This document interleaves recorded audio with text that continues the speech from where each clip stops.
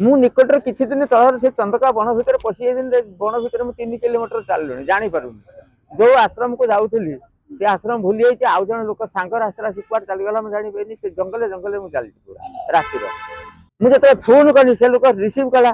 ସେ ଆଶ୍ରମ ଯେ ମୂଳ ଲୋକ କହିଲା, ଆରେ ସେ ବାବା କୋଉଠି ଚାଲିଗଲେ, ତାକୁ ଦେଖ ଦେଖ, ଇଏ ଜଙ୍ଗଲରେ ହାତୀ ଗୁଡାକ ସବୁ ଅଛନ୍ତି, ସେ ମାଡି ବସିବେ, ମାଡିଦେବେ, ମରିଯିବ ଏଇ ଲୋକଟା ଯେ।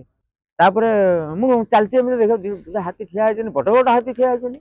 ମୁଁ ଯେମିତି ଦେଖିନି, ମତେ ଏମିତି ଅନେଇଲେ, ଥଣ୍ଟ ପାଡ଼ ଏମିତି ଏମିତି ଚଲେଇଲେ। ଯେତେବେଳେ ମୁଁ ଟିକେ ସ୍ମରଣ କଲି ଗୁରୁ ମନ୍ତ୍ରକୁ, କଲି ଗୁରୁ ମନ୍ତ୍ର ସ୍ମରଣ କଲା ପରେ ହାତୀ ଦିଟା ନୀରବ ହେଇଗଲେ, ନିସ୍ତବ୍ଧ ହେଇଗଲେ। ମୁଁ ଆରେ ମହାରାଜ ଲକ୍ଷ୍ମୀଙ୍କର ବାହନ ଆପଣ। ମୁଁ ଟିକେ ସେ ରାସ୍ତାକୁ ବାହାରିବା ପାଇଁ ବାଟ ପାଉନି, ମତେ ଯଦି ଟିକେ ଆପଣ ବାଟ କହିଦେବେ ତାହେଲେ ମୁଁ ଟିକେ ପାରେଇ ଯିବି। ଯୋଉଟା ଆଗରେ ଚାଲିଲେ ମୋ ଆଗେ ଆଗେ ଗୋଟେ ଏପଟେ ଚାଲିଛି, ଗୋଟେ ଏପଟେ ଚାଲିଛି, ଜଣେ ଏପଟ କଣ୍ଟା କେମିତି ଆଡେ ଦଉଛି, ଜଣେ ଏପଟେ ଏମିତି ଆଡେ ଦଉଛି, ମତେ ବାଟ ଦେଖେଇ ଦଉଛନ୍ତି।